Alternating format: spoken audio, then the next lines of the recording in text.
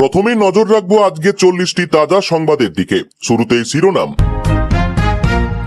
লাগছে না smart meter, প্রতি মাসেই আসবে বিদ্যুতের বিল, বিধানসভা থেকে বড় ঘোষণা মুখ্যমন্ত্রীর।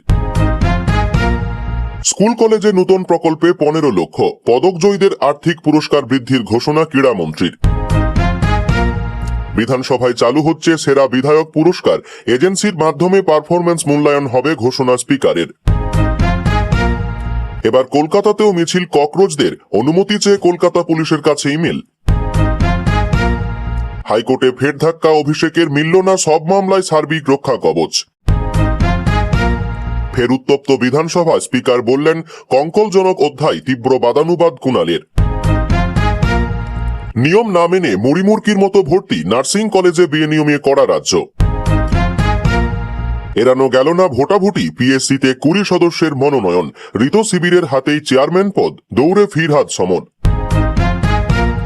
85% ডিএ দেওয়ার প্রস্তাব রাজ্যের, সুপ্রিম কোর্টে স্ট্যাটাস রিপোর্ট জমা, তবে শুনানি হল না মামলার। সাসপেন্ড হয়ে সংসদ চত্বরে একা প্রতিবাদ কল্যাণের, গলায় প্লাকার্ড ঝুলিয়ে তোপ, 20 জন গদ্দারের বিরুদ্ধে। কালীঘাট তৃণমূলের 21 সভায় আদালত অবমাননার অভিযোগ, শতপ্রণোদিত মামলা দায়ের করল পুলিশ। পুরনিয়োগ দুর্নীতিতে এবার ইডি দপ্তরে মদনের বড় ছেলে। 5 লক্ষ টাকা তোলাবাজির অভিযোগ বিজেপি নেতার বিরুদ্ধে, থানায় এফআইআর, সাসপেন্ড করল দল। বেআইনি নির্মাণ বরদাস্ত নয়, সশরীরে হাজির হতেই হাইকোর্টের রোষে উত্তর 24 পরগনা জেলা শাসক। সুবিধা মতো সময়ে আলোচনার প্রস্তাব কেন্দ্রের, আমন্ত্রণ উপেক্ষা করে দেশজোড়া আন্দোলনের ডাক ককরোচদের।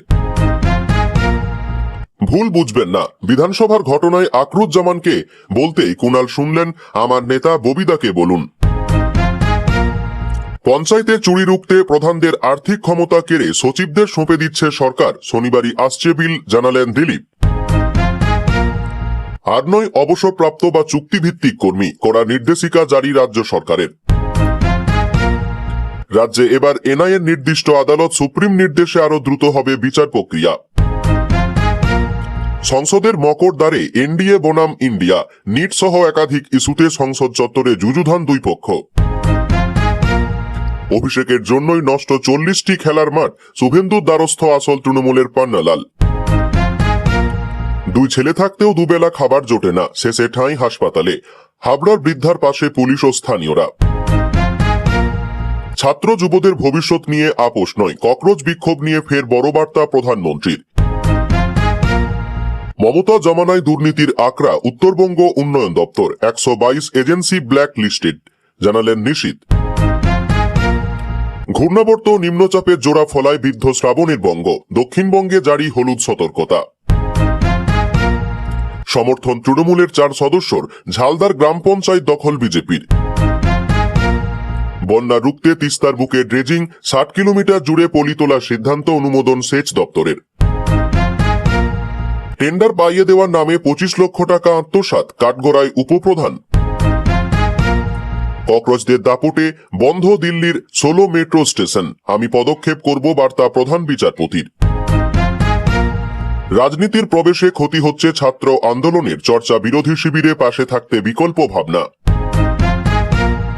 এনআইএর নিজস্ব থানা, সীমান্ত সুরক্ষায় 52 একর জমি দিতে সাই মন্ত্রিসভার।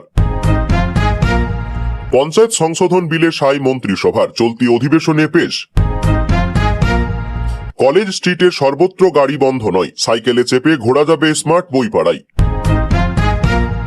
দলেই কাটমানি কালচার, চাকরির লোভে তৃণমূল নেতার কাছেই প্রতারিত অন্ডালের প্রাক্তন পঞ্চায়েত প্রধান। 6 বছরের শিশুর পেটে যুবরাজ সিং এর মতোই বিরল রোগ, 2.5 কেজি টিউমার বের করে নতুন জীবন দিল এসএসকেএম।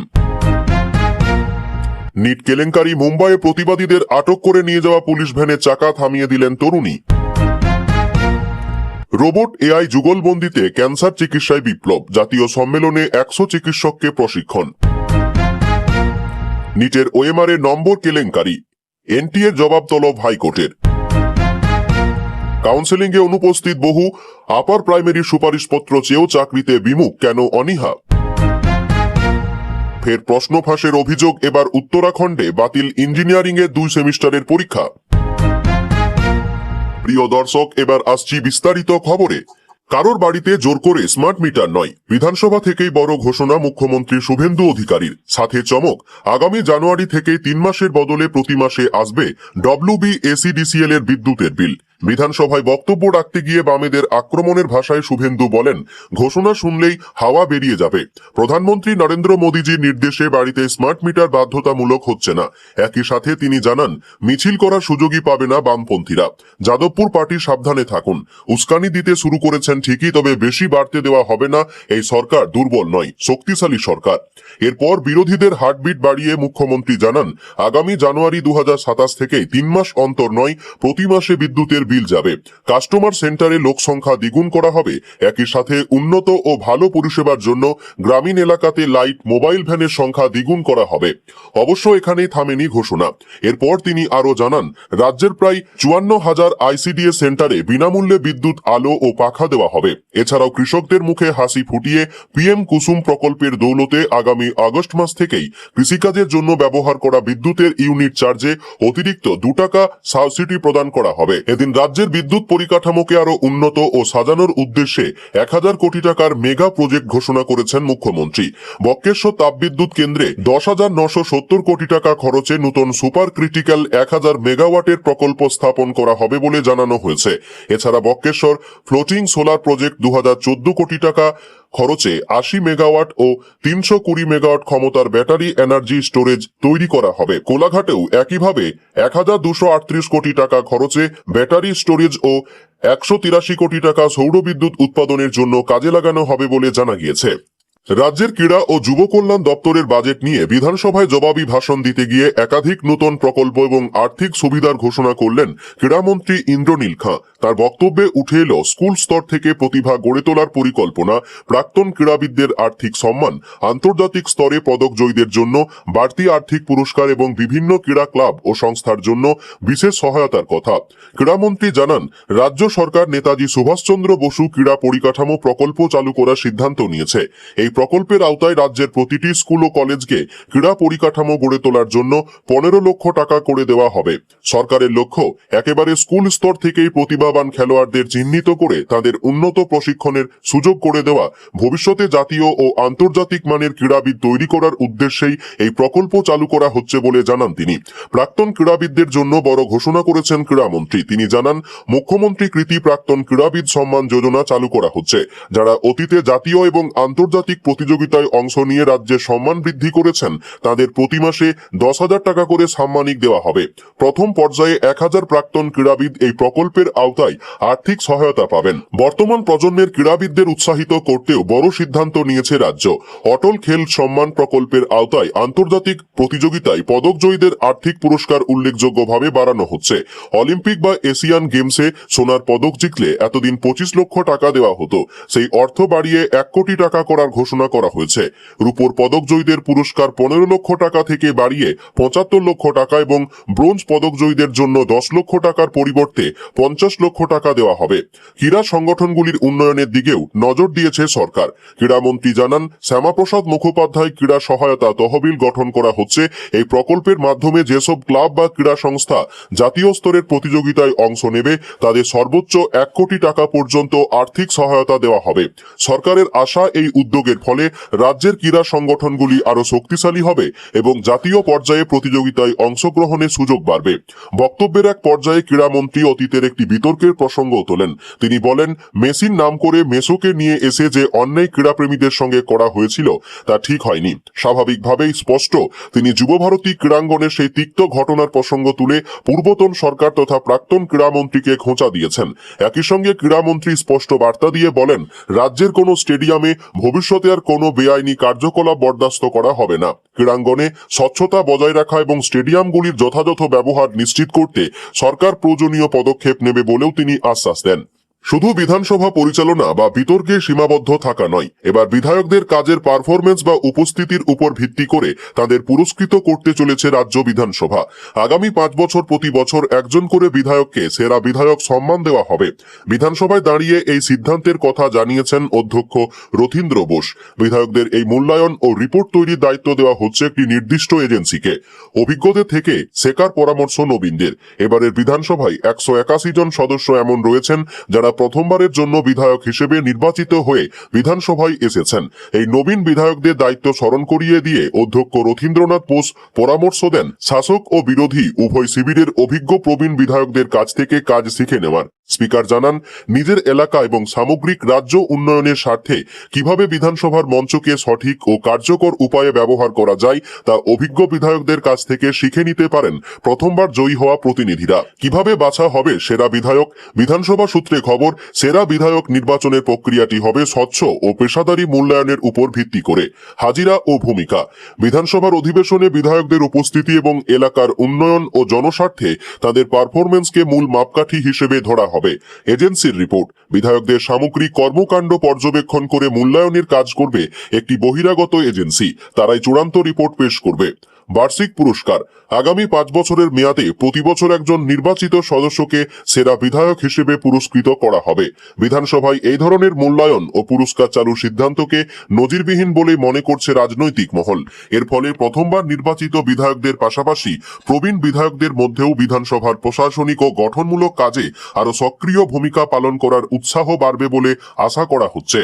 দিল্লির গণ্ডি পেরিয়ে দেশের নানা প্রান্তে ছড়িয়ে পড়তে পারে ককরোচ জনতা পার্টির প্রতিবাদ। বুধবারই এই বিষয়ে উদ্বেগ প্রকাশ করে রাজ্যগুলিকে সতর্ক বার্তা পাঠায় কেন্দ্র। এর মধ্যে এবার কলকাতায় মিছিল করতে চেয়ে কলকাতা পুলিশের কাছে ইমেল ককরোচের। নিজেকে ককরোচের সদস্য দাবি করে এক যুবক ওই ইমেল করেছেন বলে জানা গিয়েছে। যদিও এখনো পর্যন্ত পুলিশের কাছে স্পষ্ট নয় ওই যুবক আদৌ ককরোচের সদস্য কিনা। বিষয়টি খতিয়ে দেখা হচ্ছে বলে পুলিশ সূত্রে জানা গিয়েছে। পুলিশ সূত্রে জানা গিয়েছে ওই যুবক প্রথম গত 19 তারিখ কলকাতায় ককরোচ কর্মসূচি করতে চেয়ে কলকাতা পুলিশের কাছে একটি ইমেল পাঠান। যদিও তা নাকচ করে দেওয়া হয় পুলিশের তরফে। জানা যাচ্ছে ফের একটি ইমেল করেন, যেখানে আগামী 24 তারিখ কলেজ স্ট্রিট থেকে রানী রাসমণি পর্যন্ত মিছিল করার অনুমতি চেয়ে ওই ইমেল পাঠানো হয়। ককরোচের সদস্য দাবি করা ওই ব্যক্তির পরপর দুটি ইমেল পাওয়ার পরই নড়েচড়ে বসেছে কলকাতা পুলিশ। ইমেল বার্তায় সিজেপি অর্থাৎ ককরোচের নাম থাকলেও আবেদনকারী ওই সংগঠনের সঙ্গে যুক্ত কিনা তা স্পষ্ট নয়। ফলত এই বিষয়ে পুলিশের তরফে খোঁজখবর নেওয়া শুরু হয়েছে বলে খবর। শুরুটা হয়েছিল দিল্লির যন্তর মন্তর থেকে। কেন্দ্রীয় শিক্ষামন্ত্রী ধর্মেন্দ্র প্রধানের ইস্তফা সহ একগুচ্ছ দাবিতে শুরু হয় আন্দোলন। সেখানে যোগ দেন বিশিষ্ট শিক্ষাবিদ তথা সমাজকর্মী সোনম ওয়াংচুক। অনির্দিষ্টকালের জন্য অনশন শুরু করেন। তারপর ককরোচ জনতা পার্টির ডাকে সোমবার পথে নামেন লক্ষাধিক পড়ুয়া। সংসদ ভবন অভিযানের ডাক দেন। সেই প্রতিবাদ ঘিরেই উত্তাল হয় দিল্লি। তবে ককরোচের প্রতিবাদের আঁচ দেশের অন্য প্রান্তেও ছড়িয়ে পড়তে পারে। বিশেষ করে মুম্বইতে প্রতিবাদ হওয়ার পর রাজ্যগুলিকে সতর্ক করে কেন্দ্র। রাজ্যগুলিকে সতর্ক করেছে কেন্দ্র। শুধু তাই নয়, রাজ্যগুলির নিরাপত্তা নিয়ে একটি উচ্চ পর্যায়ের বৈঠক হয়।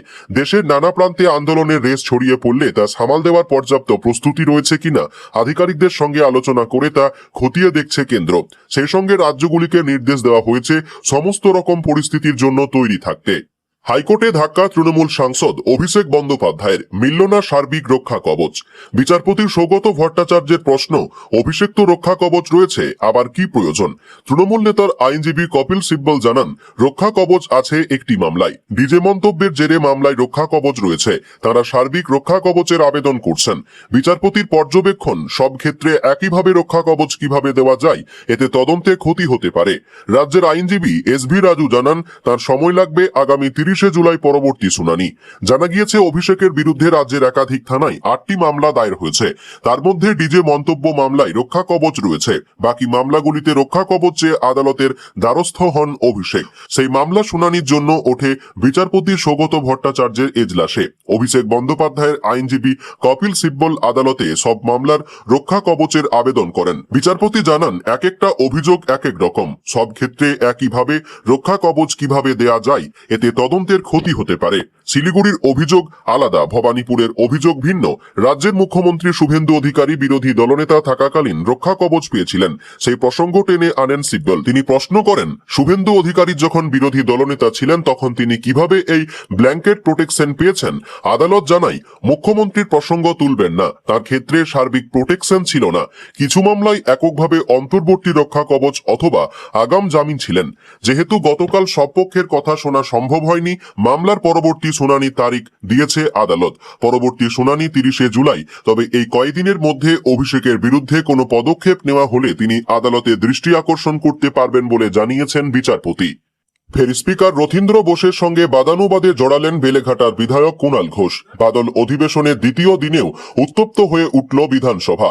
এদিন স্পিকারকে উদ্দেশ্য করে তৃণমূল বিধায়ক শোভনদেব চট্টোপাধ্যায় বলেন, গতকালের ঘটনা নিয়ে আমার কিছু বলার আছে। তাতে স্পিকার বলেন, কি বলবেন আবার? যা ঘটেছে তা কলঙ্কজনক, আজ তা নিয়ে কোনো আলোচনা হবে না। এরপরই সটান স্পিকারের কাছে উঠে যান কুণাল, বলেন কলঙ্কের কথাটা ঠিক বললেন না, কেন বললেন? এ নিয়েও উত্তপ্ত হয়ে ওঠে বিধানসভা। বুধবার নাম থাকা সত্ত্বেও কুণাল ঘোষকে বলতে না দেওয়ার অভিযোগে উত্তাল হয়ে উঠেছিল বিধানসভা। রীতিমতো ধাক্কাধাক্কির ঘটনা ঘটে। পরবর্তীতে সাসপেন্ড করা হয় কুণালকে, তাকে মার্শাল ডেকে বের করে দেওয়া হয়। এই ঘটনার রেশ ধরেই গতকাল ফের উত্তাল হয়ে উঠল বিধানসভা। এদিন অধিবেশন শুরুর পরই শোভনদেব চট্টোপাধ্যায় স্পিকারকে বলেন, গতকালের ঘটনা নিয়ে আমার কিছু বলার আছে। পাল্টা স্পিকার বলেন, কি আবার বলবেন? গতকালের ঘটনা অত্যন্ত কলঙ্কজনক। এতেই ক্ষুব্ধ হয় কালীঘাট তৃণমূল। কলঙ্কজনক শব্দটি তীব্র প্রতিবাদ করেন তারা। এরপরই উঠে স্পিকারের কাছে চলে যান কুণাল, বলেন বিধানসভা ওয়াকআউট বাদানুবাদ মার্শাল ডেকে বের করে দেওয়ার ঘটনা একেবারেই নূতন নয়। তাহলে গতকালের ঘটনাকে কলঙ্কজনক কেন বললেন?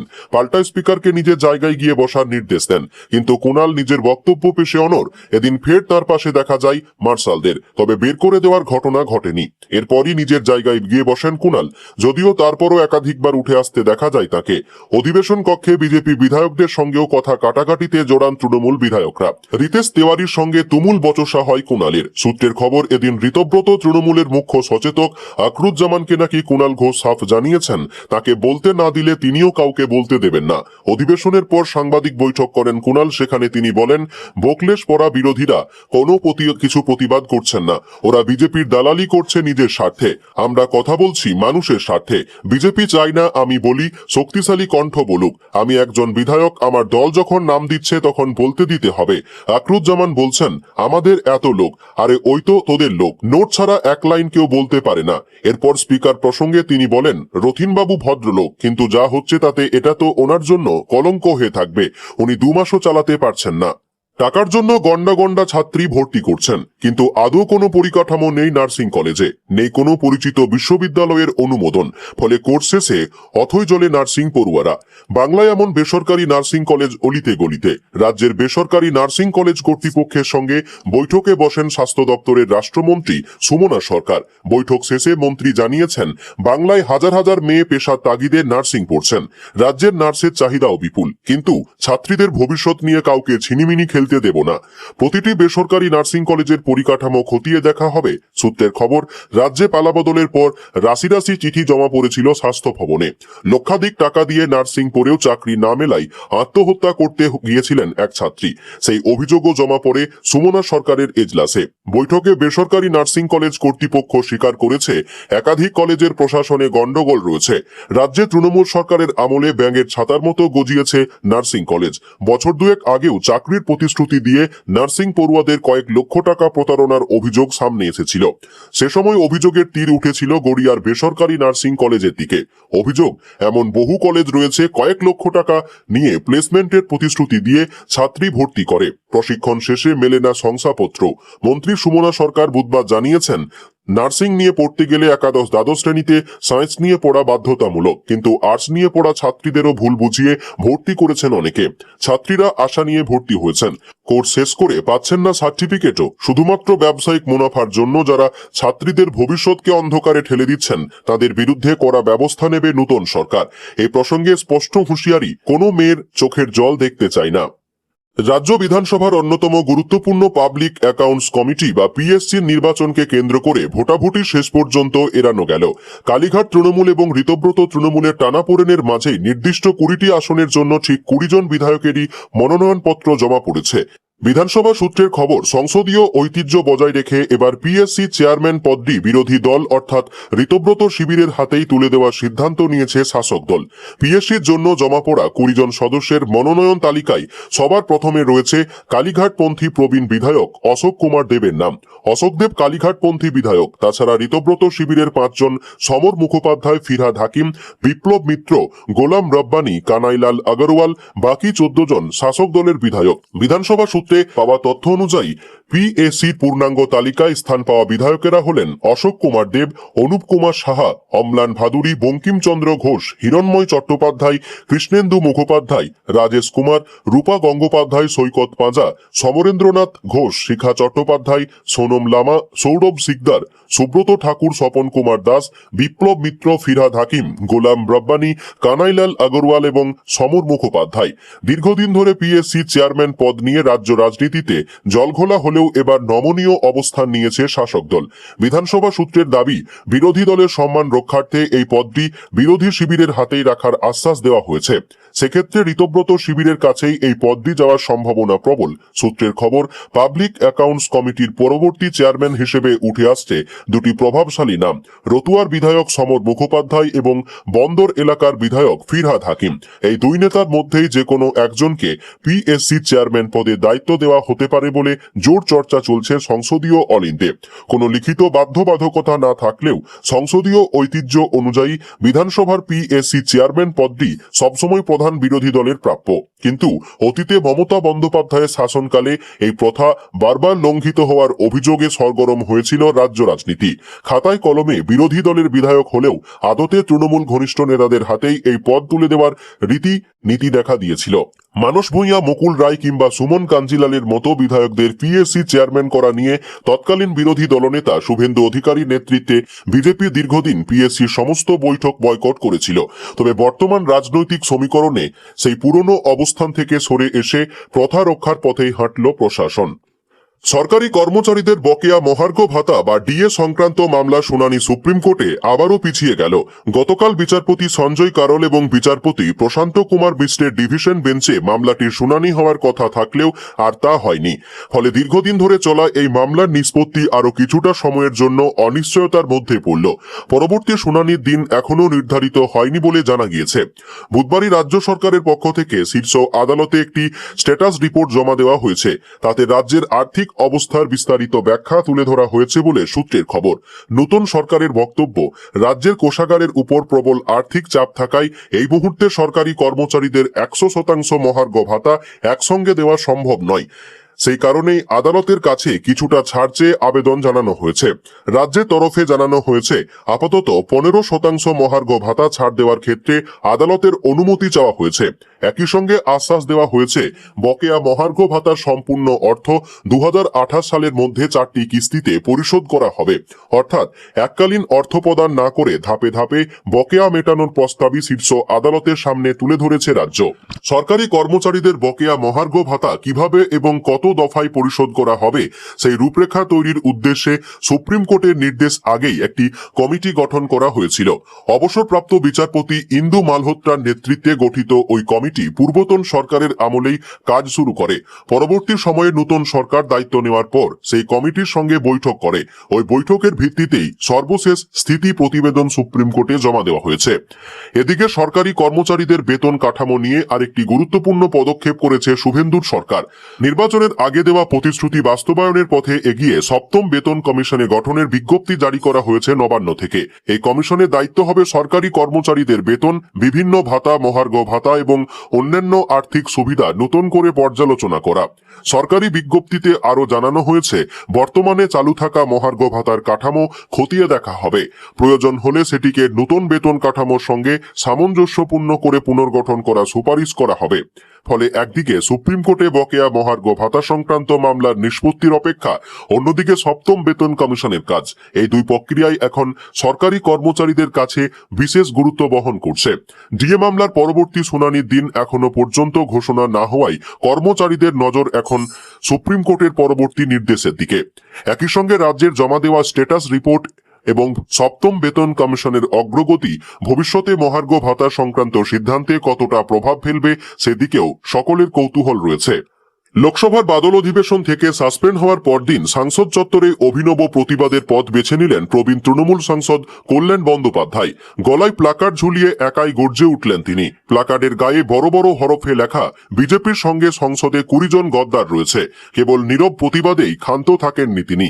প্লাকার্ড ঝুলিয়ে জোরালো গলায় স্লোগান দেওয়ার পাশাপাশি বিজেপি ও দলের বিক্ষুব্ধ শিবিরের বিরুদ্ধে উগরে দিলেন তীব্র ক্ষোভ। উল্লেখ্য, স্পিকার ওম বিড়লার নির্দেশে বুধবার বাদল অধিবেশন থেকে সাসপেন্ড সাসপেন্ড করা হয়েছিল কল্যাণ বন্দ্যোপাধ্যায়কে। সূত্রের খবর, এনসিপিআই সাংসদ তথা লোকসভার মুখ্য সচেতক কাকলি ঘোষ দস্তিদার এবং অন্ধ্রপ্রদেশের টিডিপি সাংসদ কৃষ্ণপ্রসাদ তেনেটি তার বিরুদ্ধে সংসদীয় অনাচার ও অসৌজন্যমূলক আচরণের অভিযোগ এনে স্পিকারের কাছে লিখিত নালিশ জানান।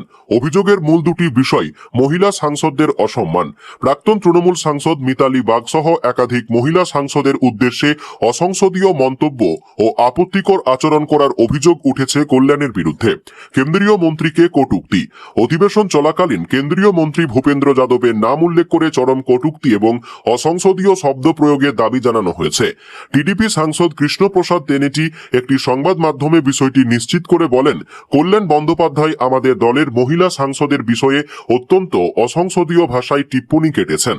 অধিবেশন কক্ষের মর্যাদা ও শৃঙ্খলা বজায় রাখতেই স্পিকারের কাছে লিখিত অভিযোগ জানানো হয়েছিল, যার ভিত্তিতে এই সিদ্ধান্ত নেওয়া হয়েছে। সাসপেনশনের এই সিদ্ধান্তের পরও বিন্দু মাত্র পিছু হটতে রাজি নন আইনজীবী সাংসদ কল্যাণ বন্দ্যোপাধ্যায়। উল্টে সংসদ চত্বরে দাঁড়িয়েই স্পিকারের পদক্ষেপ ও বিদ্রোহী সাংসদদের একহাত নিয়ে তিনি পাল্টা প্রশ্ন তোলেন, এখান থেকে আমাকে বহিষ্কার করে ওরা কি পাবে? 1.5 মাস পর কলকাতায় একখানা বৈঠক করেছে ওই বড়জোর 20 জনের একটা দল। পশ্চিমবঙ্গে একজন মানুষও ওদের ভোট দেয়নি, ওদের সঙ্গে 20 জন ভোটারও নেই। ওরা সবাই চরম অসৎ ও বিশ্বাসঘাতক। তবে মনে রাখবেন, আর 1 বছর পর এই সরকার পড়ে যাবে।